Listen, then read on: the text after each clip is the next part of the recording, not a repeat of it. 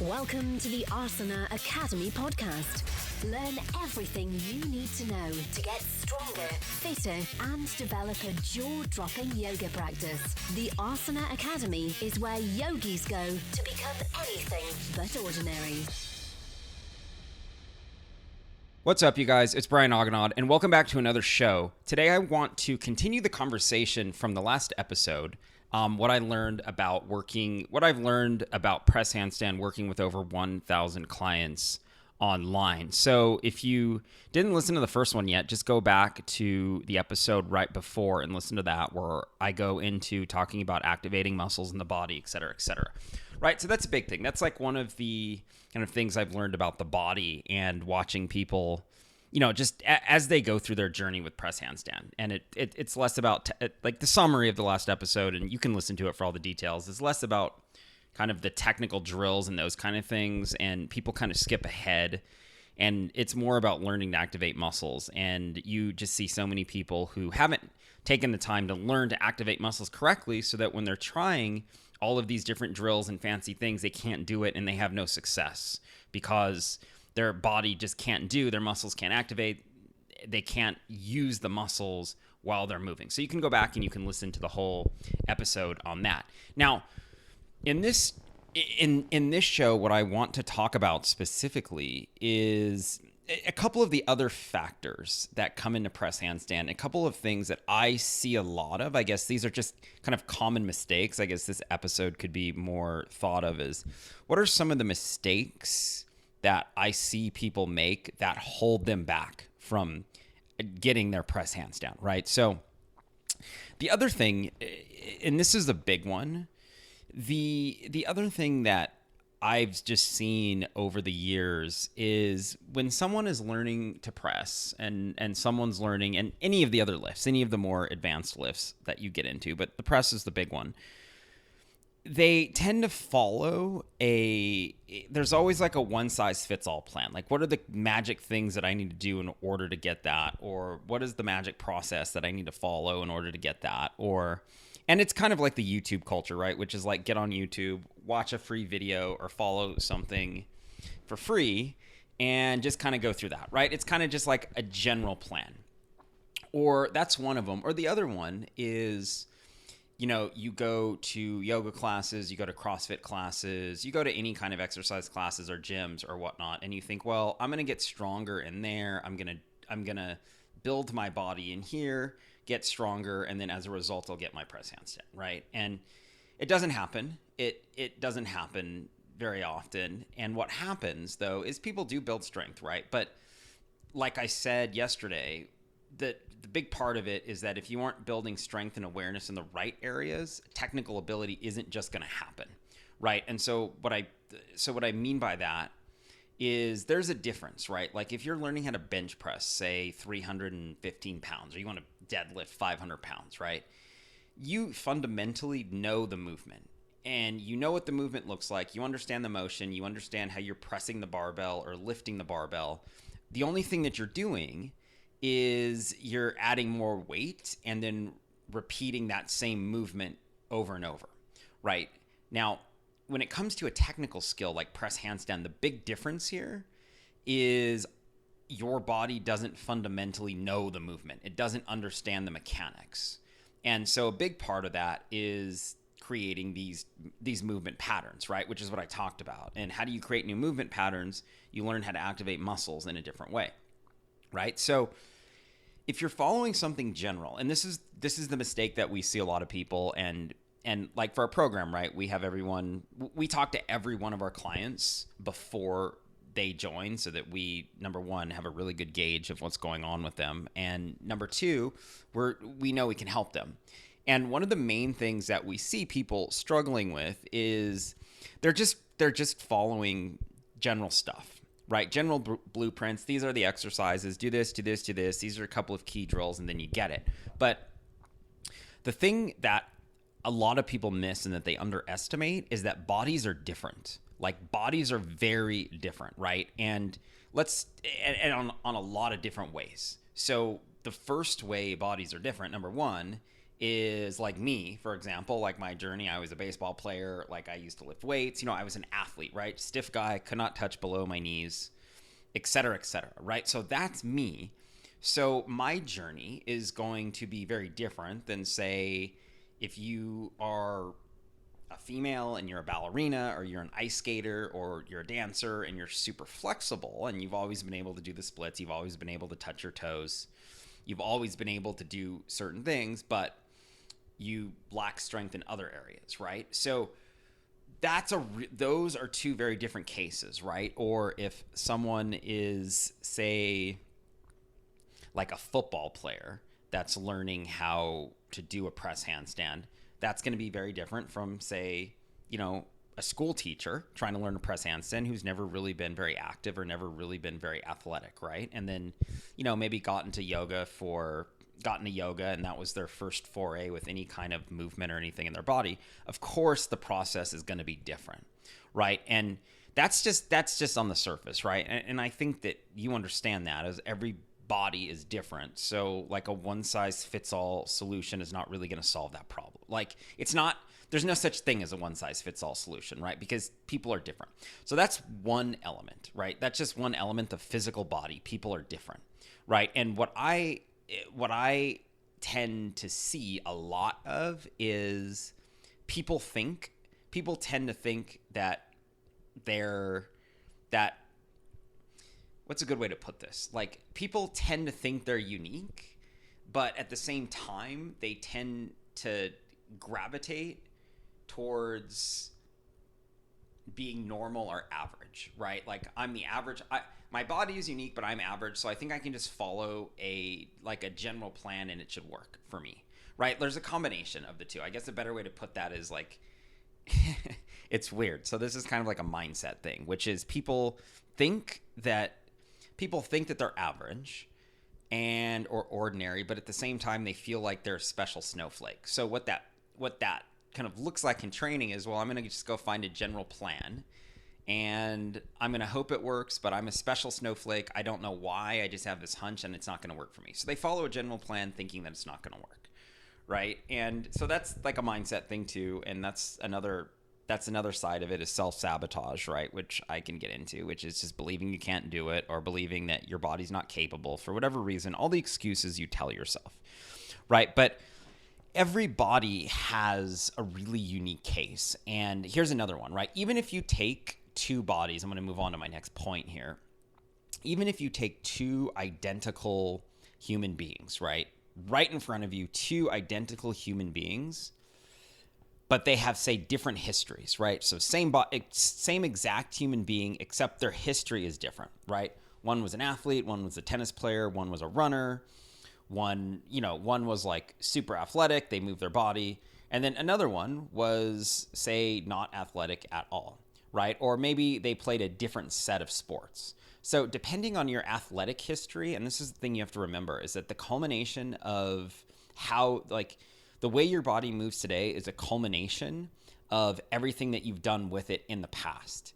And you carry that past with you in the way you move. In fact, I say this a lot to my students in the programs, is that the way you move today is just a physical representation of what you used to do in the past. So what you used to do in the past creates movement patterns and then solidifies those patterns in the body. And then your brain likes to default to those patterns in difficult movements, right?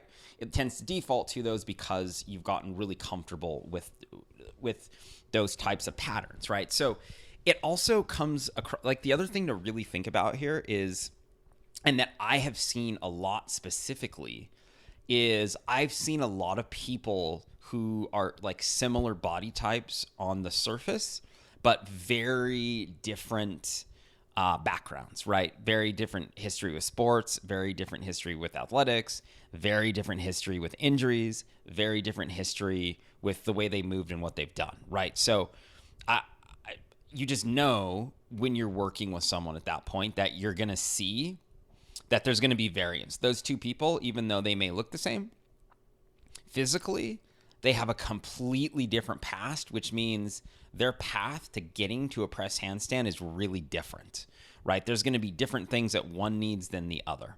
And I brought it up. My third point then is also looking at injuries, right? Injuries or anything you've had in your past, any kind of injury creates a residual pattern. And so what I mean by that is whenever you have an injured body, whenever like whether you break a leg, sprain an ankle, pull a muscle, et cetera, something like that, whatever anything like that happens is the injury will heal, but there's residual movement patterns that your body has adapted to while you're injured that you carry with you, right? And so also, like when we see, so we work with a lot of people who have back pain, right? Like back problems, not just muscular problems like in the lower back, but disc problems, like a lot of lumbar spine stuff and a lot of lower like back muscular stuff. And the common thing is people who have back pain don't just get it once and then it goes away. It kind of repeats. Like they get back pain, they get an injury, it heals, and then it goes away, and then it comes back again, and then it kind of goes away, and it comes back again, and it's cyclical. And one of the reasons why is that the most dangerous thing for your body is not the injury, but it's the patterns that develop as a result of that injury. So the second somebody has back pain or a back injury, for example, let's roll with this as an example. Their body will develop new movement patterns to cope with that back injury or back pain, right? So muscles will work differently, their body will move differently, they'll walk differently, and the way they walk or the way they favor their back makes muscles work in ways that they haven't worked before, makes other muscles like underwork and not work and shut off. And so they've got this movement pattern, right? And that's the thing with the brain, is that the brain isn't really deciphering between which movement patterns are good for you or which movement patterns are going to get you to your goals. The brain is just processing movement patterns based off what you do with it. So whatever you do more often, the brain starts to think that's what you're trying to pattern the body to do, so it becomes a pattern. Now, when that happens, even when the back injury heals or even when the back pain subsides, the pattern is still there. And so subconsciously, you don't realize that you have learned a different way to walk. You've changed your stride. You've changed your gait. You've changed different things. You've changed fundamentally the way muscles work, and that carries with you. And that way of moving that your body adapted to based on your back injury, that pattern may not be good for the body long term, right? But the body is you're still doing that because that's what you learned. So because you've learned a pattern that isn't necessarily good for the physical body, well, then guess what happens? You injure your back again, right? That pattern that you developed is kind of perpetuating that cycle, that injury cycle. So that's another thing to really think about is, again, the patterns that develop as a result of your past. It's a really, really, really key thing, and this is something where which I've kind of seen over the years. Like this is the magic ticket. Like if you're stuck with your press handstand and you don't know and you can't make progress, you can't make progress in your body, I can tell you with certainty what it is that you have old patterns that you've developed that are preventing you from moving your body in the way that you want to move it technically. And you've got these old patterns that aren't serving you now, and those old patterns act as roadblocks to our progress, right? And that's why we do a lot of that. We do a lot of pattern rebuilding. We do a lot of pattern, just helping people build new movement patterns through the activation of muscles, because it's those two things that set the foundation, that change your potential, right? Like I said this on the first part of the episode, it's when you change the way you activate your muscles and you change your movement patterns, you change your potential, right? And that's really important. You change your potential to change, if that makes sense. So when you learn new movement patterns, the potential for your body to change increases. So that's another really, really, really big, huge thing, right? That I've seen and I've clued in on, is as you work with more and more clients, you start to realize that the patterns that you've developed as a result of your past, it's a really, really, really key thing, and this is something where I've kind of seen over the years. Like this is the magic ticket. Like if you're stuck with your press handstand and you don't know and you can't make progress, you can't make progress in your body, I can tell you with certainty what it is that you have learned a pattern that isn't necessarily good for the physical body, well, then guess what happens? You injure your back again, right? So that's the thing with the you the expertise you get is you now have the ability to zoom out, and you can say, well, I've seen all of this. I've seen these patterns happen, and I've seen these patterns kind of now with, dozens of people over and over. How do we handle this, right? And oftentimes where people go wrong is they say, this is the problem. I'm doing this, this, and this, and this, and it's not working. Or I saw this drill, or I tried this thing, and it's not working. And when I take a look at the body, it's very clear why it's not working, right? It's like the muscles aren't activating, the movement patterns are wrong, or they're using the wrong muscles. And all of those things are just roadblocks. So until you resolve those, progress isn't going to be made, right? And that's the other side of it is you can't, like, as I said at the beginning, is that you can't just say, if you've got these faulty movement patterns, or you aren't activating your muscles optimally, or you aren't activating the right muscles for the movement for press handstands, you can't just go to yoga classes. You can't just go to the gym. You can't just do you can't just do things.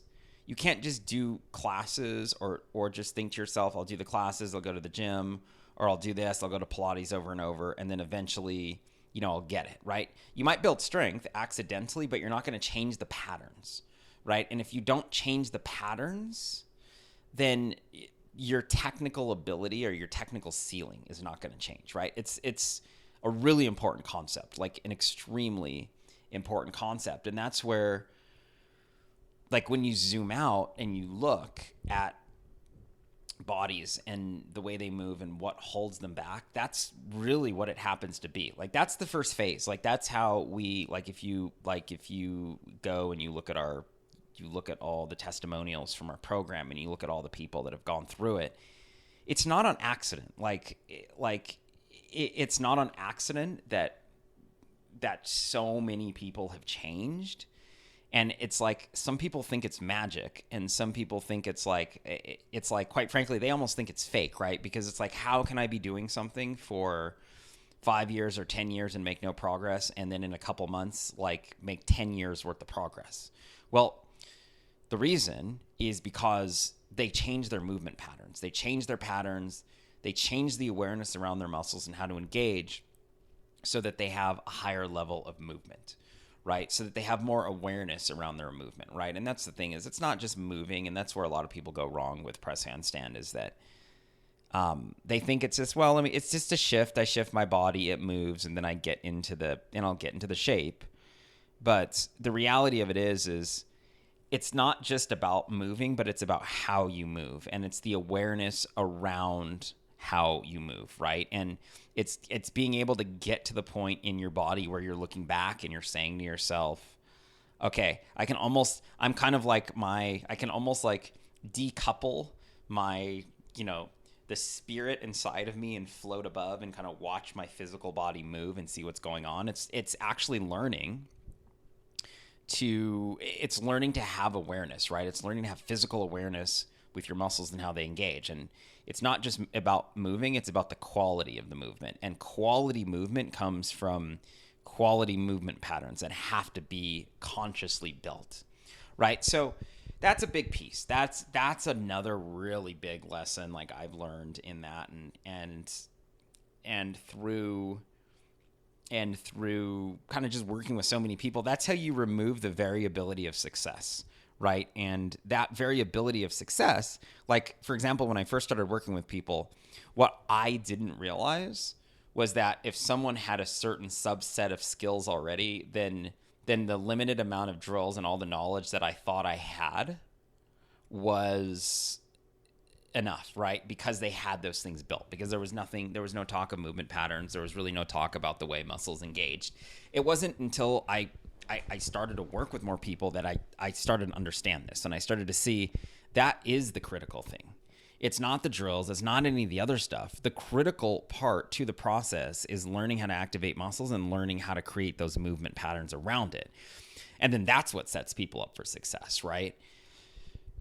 So I guess then the next part comes with this, and here's kind of my final thought is, if you've been doing something for a long time and you've been doing it and you haven't made progress, right?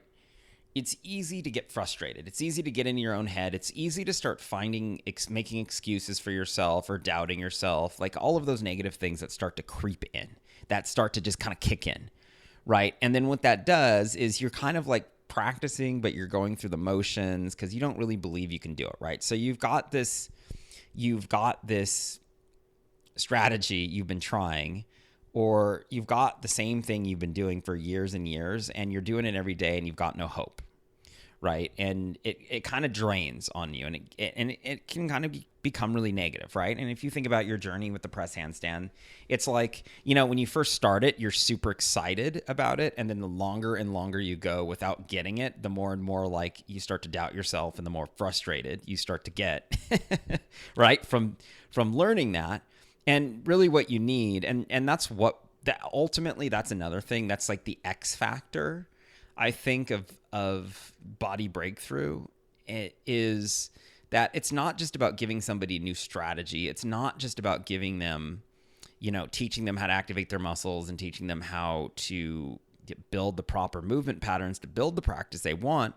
But when you give them a new strategy, they reclaim hope.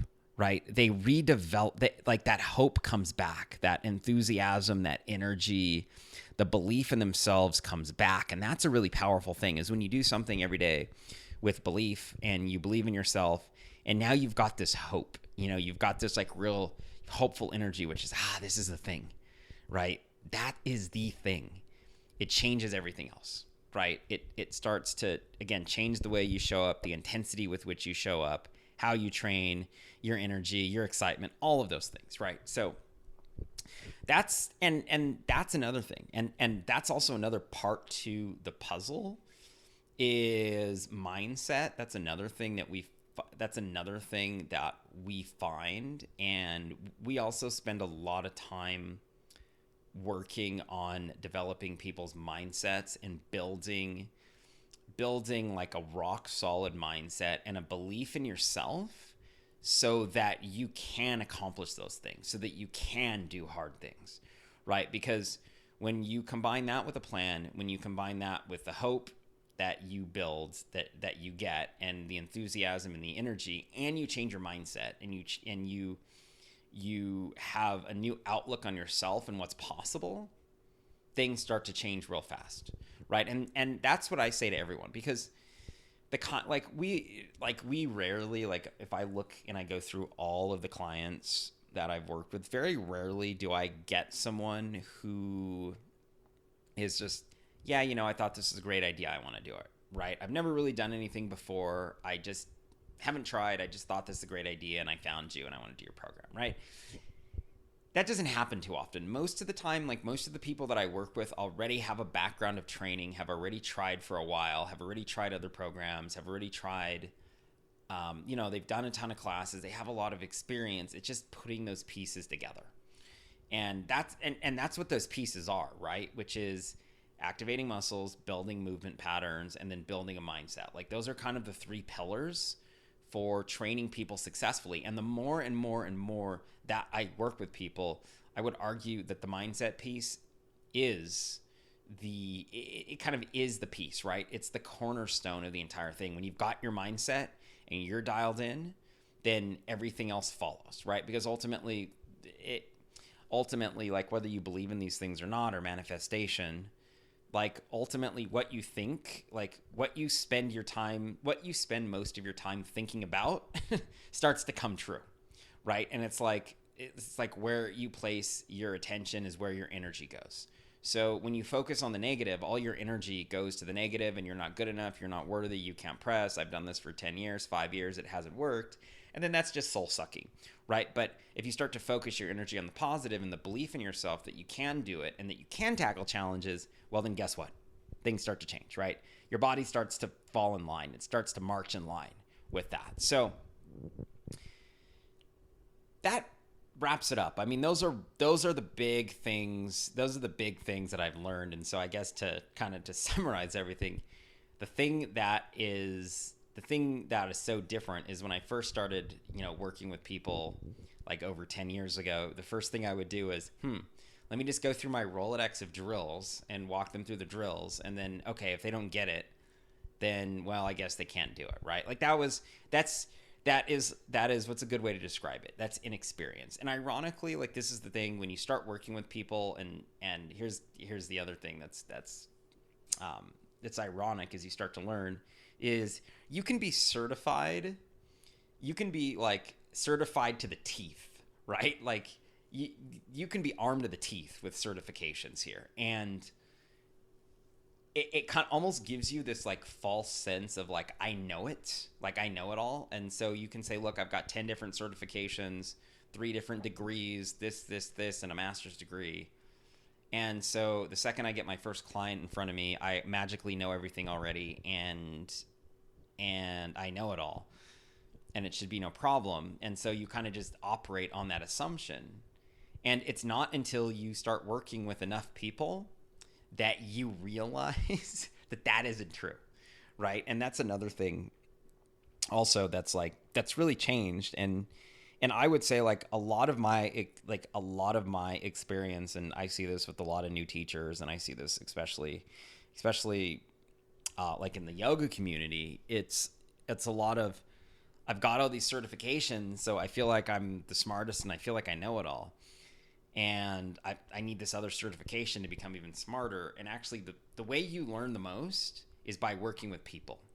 And I would say what I know now, right, after working with this many people and in many different capacities, that all of the education and the knowledge that I've learned from training, certifications, like degrees and these kind of things, probably make up 1 or 2% about what I know. That's it. 1 or 2%, right? Where you get the hands-on knowledge